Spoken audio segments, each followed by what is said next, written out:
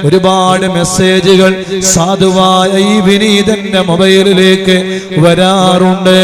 അതിൽ ഒരു ഉമ്മാനെ കുറിച്ച് ഒരു മകൾ എനിക്ക് അയച്ച മെസ്സേജ്, ആ മെസ്സേജ് വായിച്ചപ്പോ എന്റെ മനസ്സ് വല്ലാതെ വേദനിച്ചു പോയി. മദനീയത്തിൽ പങ്കെടുക്കുന്ന ഉമ്മയാണ് എന്റെ ഉമ്മ ഉസ്താദേ.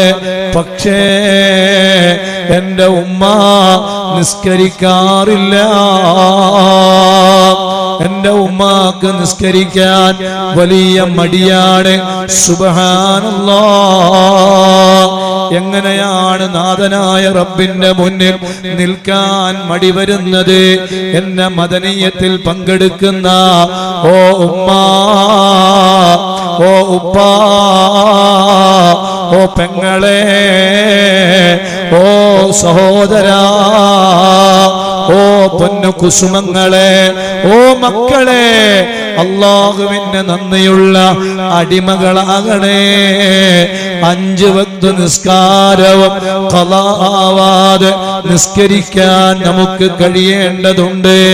അല്ലാഹുവേ, ഒരു വക്ത് നിസ്കാരം പോലും ഖളാ ആകുന്നവർ ഞങ്ങളിൽ ഒരാളെയും നീ പെടുത്തല്ലേ അല്ലാ, നീ പെടുത്തല്ലേ അല്ലാ, നീ പെടുത്തല്ലേ അല്ലാ.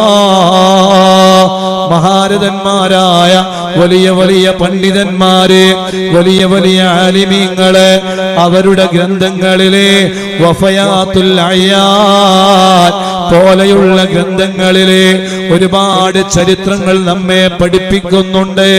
അതേ, പണ്ടൊരിക്കൽ ഒരു വലിയ ധനാഢ്യനായ, ഒരു വലിയ പണക്കാരനായ ഒരാളുണ്ടായിരുന്നു.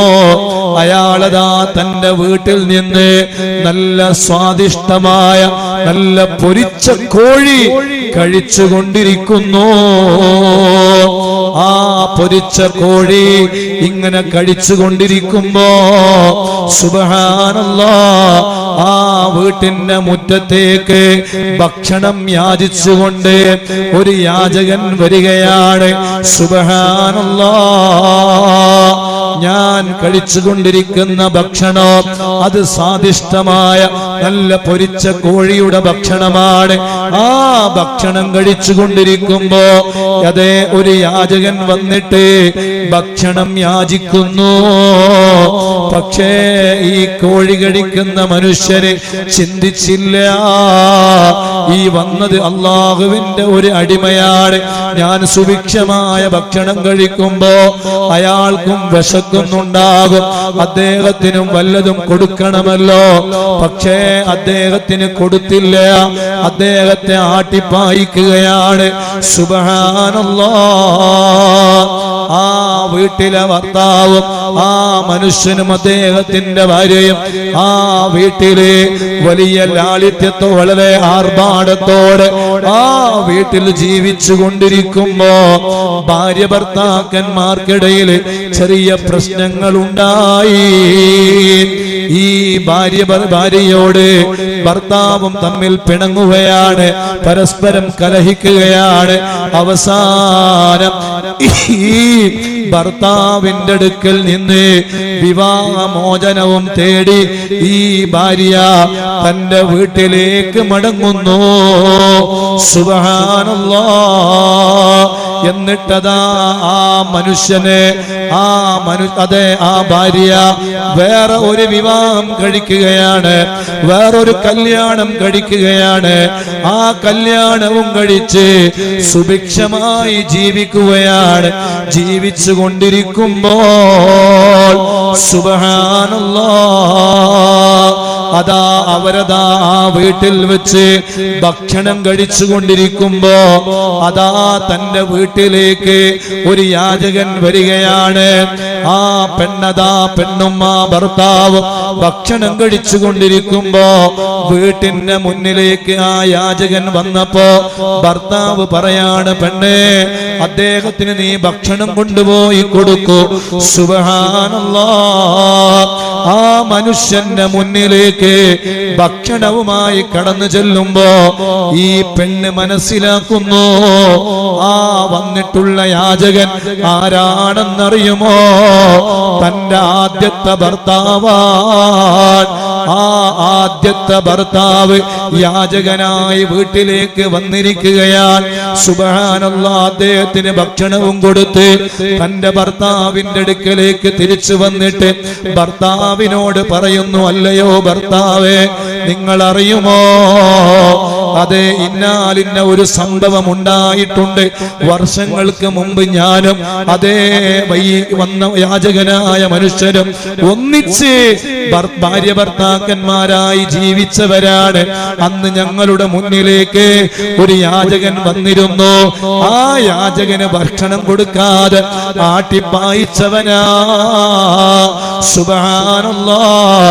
അപ്പോഴാണ് ഈ ഭർത്താവ്, രണ്ടാമത്തെ ഭർത്താവ് പറയുന്നത്, അന്ന് നിങ്ങൾ ആട്ടിപ്പായിച്ച ആ യാചകൻ ആരാണെന്നറിയുമോ? അത് ഞാനാണ് പെണ്ണേ. സുബ്ഹാനല്ലാഹ്. എന്തൊരു അത്ഭുതമാണ് മുഅ്മിനീങ്ങളെ. ആദ്യത്തെ ഭർത്താവ് അവൻ യാചകനാകുന്നു. ആ യാചകനായി വന്ന ഭർത്താവ് പിന്നീട് ഈ പെണ്ണിന്റെ ഭർത്താവായി വരുന്നു. അങ്ങനെ അവർ രണ്ടുപേരും ഒന്നിച്ച് ജീവിക്കുന്നു. സുബ്ഹാനല്ലാഹ്. ആ ഭർത്താവ് പറയുകയാണ്, അറിയുമോ പെണ്ണേ, ഇത് അല്ലാഹുവിന്റെ പണിയാണ്. ഞാൻ യാചകനായി നിങ്ങളുടെ വീട്ടിലേക്ക് വന്നപ്പോ നിങ്ങളുടെ ഭർത്താവ് എനിക്ക് ഭക്ഷണം തരാതെ എന്നെ ആട്ടിപ്പറഞ്ഞയച്ചില്ലേ? അതിന് പകരമായി അല്ലാഹു എന്ത് ചെയ്തെന്നറിയുമോ? അദ്ദേഹത്തിന്റെ ഭാര്യയെയും അദ്ദേഹത്തിന്റെ പണവും എനിക്ക് തന്നു. അദ്ദേഹത്തെ അല്ലാഹു യാചകനാക്കി. ഓ മനുഷ്യ, നാഥനായ റബ്ബിനെ നന്ദിയുള്ള അടിമയാകണേ. അല്ലാഹുവിന് നന്ദിയുള്ള അടിമയാകണം. അല്ലാഹു നല്ല ശരീരം തന്നിട്ടുണ്ടെങ്കിൽ, അല്ലാഹു നല്ല ആരോഗ്യം തന്നിട്ടുണ്ടെങ്കിൽ, ആ ആരോഗ്യവും ആ ശരീരവും അല്ലാഹുവിന് നന്ദിയുള്ള അടിമകളായി ജീവിക്കാനാണ്. അല്ലാതെ അല്ലാഹുവിനെ ധിക്കരിക്കാനല്ല. അല്ലാഹ് പണം തന്നത് പാവപ്പെട്ടവരെ സഹായിക്കാനാ, അവരോട് വലിയ അലിവും വലിയ കൃപയും ഉള്ളവരാവാനാ. അല്ലാഹു എന്ത് തന്നിട്ടുണ്ടെങ്കിലും അതിന്റെ പേരിൽ നന്ദിയുള്ള അടിമകളാകേണ്ടതിന് പകരം നന്ദി കേട് കാണിച്ചാൽ അല്ലാഹ് നമ്മളെ വെറുതെ വിടൂല. അതിന്റെ തിക്തഫലം ദുനിയാവിൽ വെച്ചുകൊണ്ട് തന്നെ നമ്മൾ അനുഭവിക്കേണ്ടി വരും കേട്ടോ. അതുകൊണ്ട് ഓ ഉമ്മമാരെ, അല്ലാഹു നമുക്ക് ശരീരം തന്നത് അല്ലാഹുവിന്റെ മുന്നിൽ ഇബാദത്ത് ചെയ്യാനാ, നിസ്കരിക്കാനാ. ആ 5 വക്ത് നിസ്കാരം ഒരു വക്ത് പോലും ഖളാ ആവാതെ നിസ്കരിക്കണേ, നിസ്കരിക്കണേ, നിസ്കരിക്കണേ. നാഥനായ റബ്ബിനോട് നന്ദിയുള്ള അടിമകളാവണേ. ലഇൻ ശകർതും ലഅസീദന്നകും വലഇൻ കഫർതും ഇന്ന അദാബി ലശദീദ്. നിങ്ങൾ എൻ്റെ അടിയാറുകളാണ്, നിങ്ങൾ എൻ്റെ അടിമകളാണ്. നിങ്ങൾ എന്നോട് നന്ദിയുള്ളവരായാൽ നിങ്ങൾക്ക് ഞാൻ ധാരാളം ഖൈറാത്തുകളെ വർദ്ധിപ്പിച്ചു തരും.